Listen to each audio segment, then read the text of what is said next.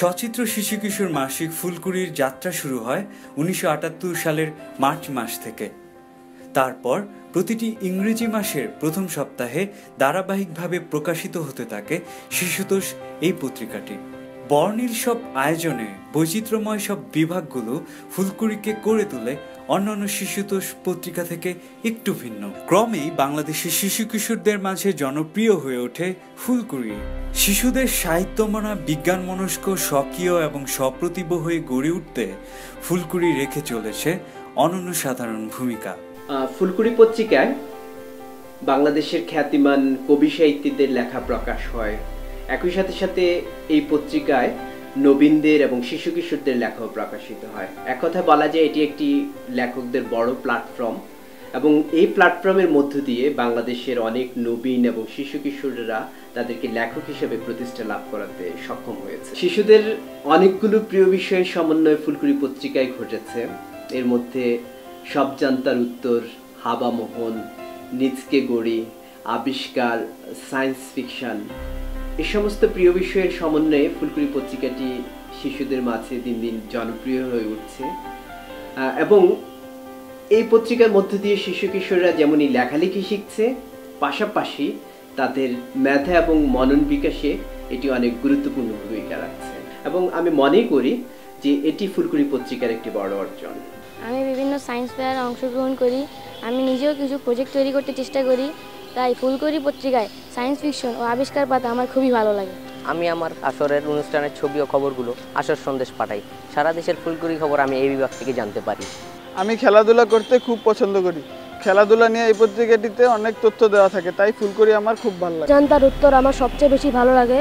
ফুলকুড়ি পেলে আমি প্রথমে সব জানতার উত্তরগুলো পড়ি।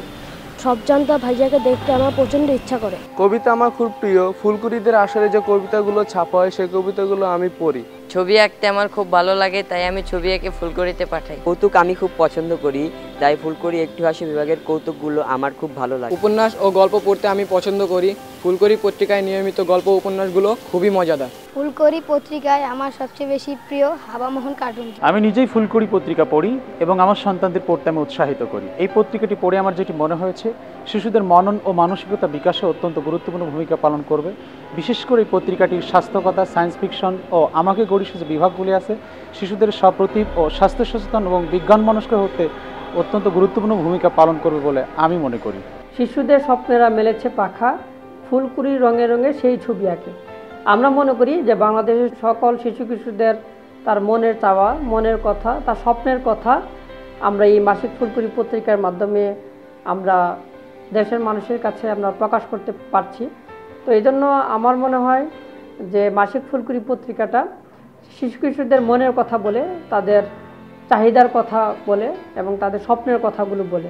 মাসিক ফুলকুড়ি পত্রিকা শিশুদের যে সাহিত্য প্রতিভা, এটার জন্য যে সাহিত্যের সাথে পরিচয় করানো একটা গুরুত্বপূর্ণ অবদান হচ্ছে মাসিক ফুলকুড়ি। 400রও অধিক সাহিত্য সভা মাসিক ফুলকুড়িতে হয়েছে, তাই সবার কাছে আহ্বান জানাচ্ছি মাসিক ফুলকুড়ি পত্রিকা পড়ার জন্য, এবং বাংলাদেশের সকল শিশু কিশোররা যেন এই পত্রিকাটি পড়ে এবং তাদের বন্ধুদেরকে যেন পড়ায়, এই আহ্বান আমরা রাখছি। আমরা ফুলকুড়ি দামাল ছেলে, বর্ণালী ফুলকুড়ি ধরি যে মেলে।